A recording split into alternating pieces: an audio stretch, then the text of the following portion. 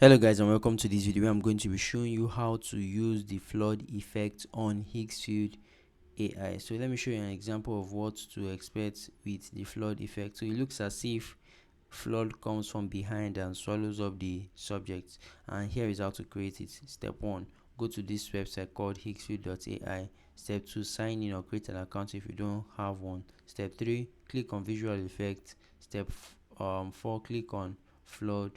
Once you've clicked on flood, step 5 would be for you to click on generate, and step 6, you would upload the picture you want to use and input your prompt here.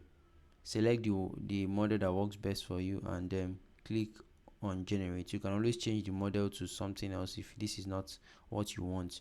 Now if you're looking for audio for your video, you can also go for the Google Veo 3 Fast and the Google Veo 3.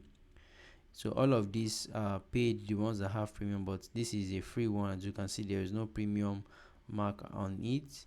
There are also two more. This is another one that is free, and then this is the Higgsfield Lite, which is the basic one.